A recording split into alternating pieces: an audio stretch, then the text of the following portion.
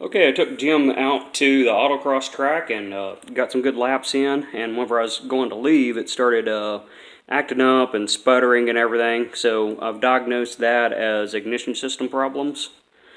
So I got the distributor out. I'm going to rebuild it just because I know this is a factory distributor and it's ancient. That's the oldest component of my ignition system.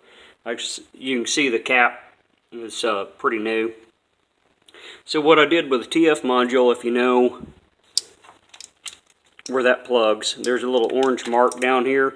I lined up the TF module and then marked it so I can get that correct. And then I took and put a mark on my cap where the rotor goes so I can get everything at least pretty close to back in time. Probably throw a timing line on it. So it looks like I had an oil leak on around that distributor anyway. Actually, a lot of these components could probably be replaced. I am running the Taylor wires, but they're about 10 years old. And then I have the cell coil over here, which, you know, it's not the top end quality, but it's better than the factory stuff, and it's several years old too.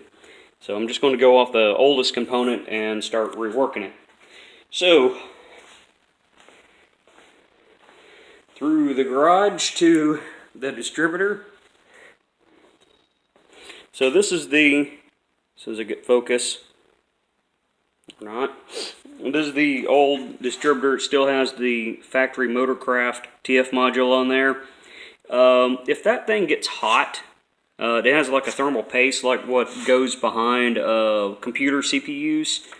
If that breaks down, this TF module can start breaking down. But this thing's so old. Here's the O-ring. It was because of my oil leak. It just is brittle.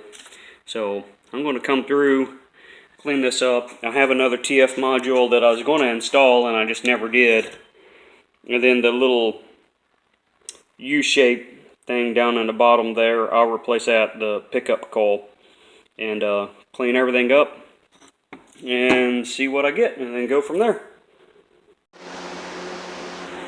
Okay, I'm getting this distributor apart, and well, the fan noise is going to be there because it's not quite 10 o'clock and I'm already on the verge of dripping sweat. So, I took it apart, and before I go any further, I want to check the shaft for how much wobble it has in it.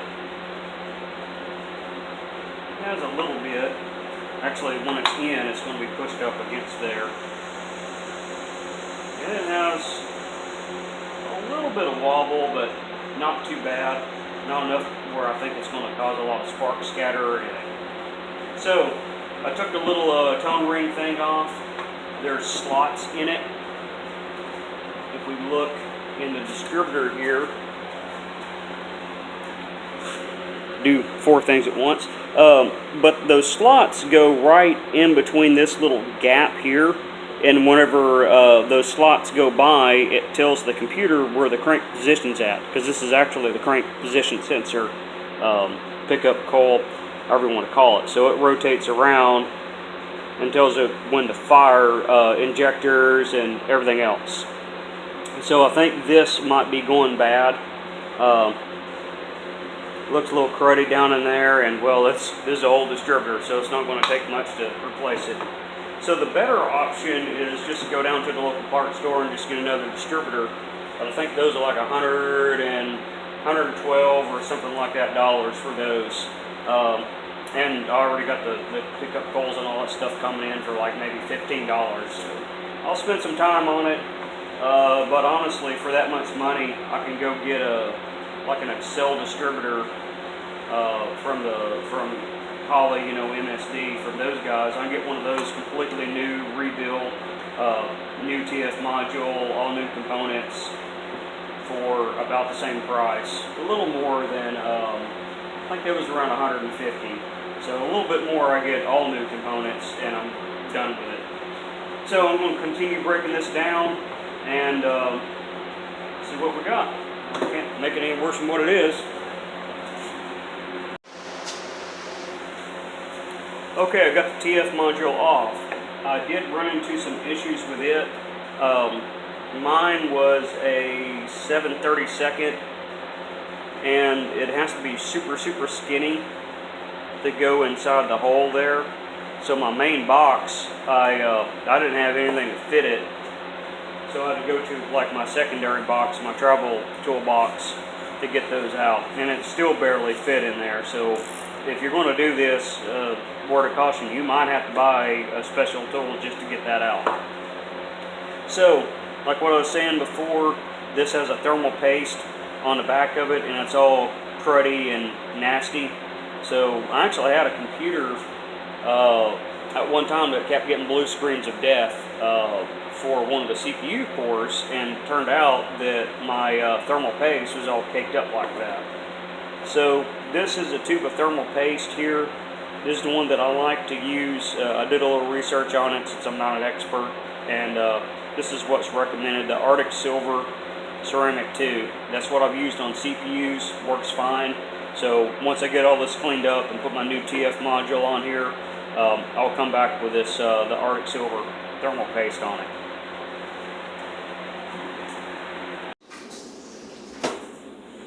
Alright, so got the distributor back together. So it has, to take it apart, I didn't film any of this, but it has a roll pin here and here. That one's covered up with grease. But I had actually took it to a friend of mine's because I didn't have the right punch to punch those out.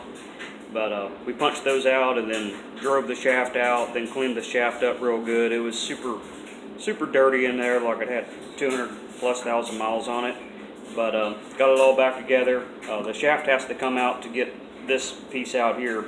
So everything's been put back in and anti-seized and looking pretty good, and just a good general cleanup. So I'm ready to go ahead and put the TF module back on it. So here's the old one with all the crud in there and the hole size. I noticed that the new one is just a stock replacement Borg Warner series. That's what I'm going with. It has a little bit bigger holes, so my standard extensions fit down in there. So I'm going to next clean this surface up real good, clean this surface up real good, and do the Arctic Silver paste on there, and be ready to drop in and test it out.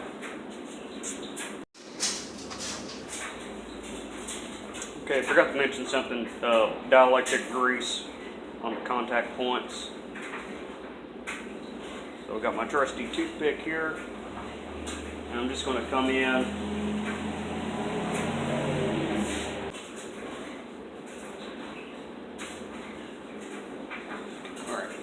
good.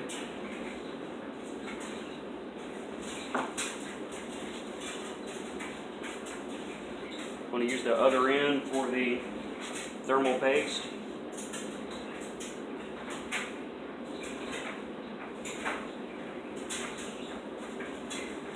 Didn't take that much of this stuff, just a thin film.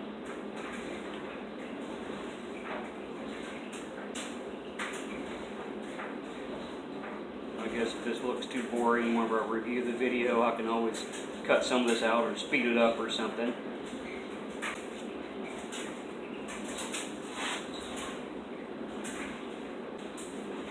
Alright, that felt like a good seat, and my screw holes line up.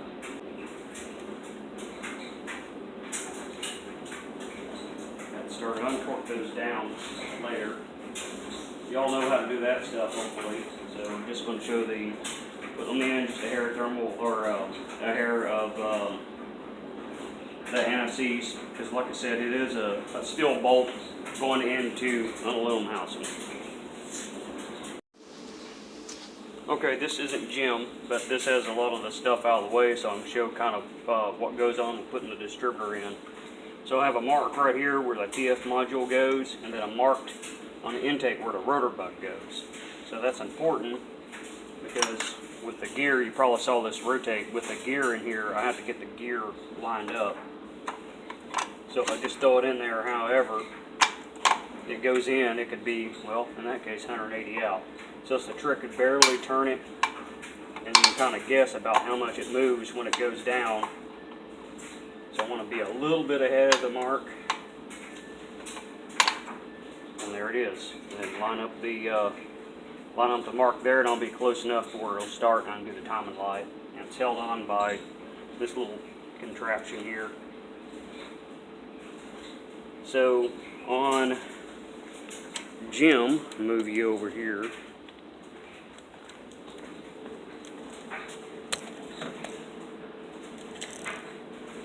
So on Jim, I actually left the distributor a little loose because I know I'm going to have to come in and retime it anyway. So not too big of a deal. I might tighten it down just a hair more, that way I don't get any kick over or something.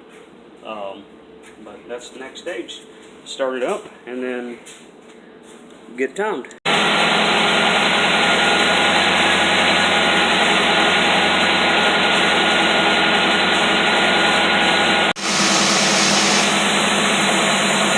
about connector out this time.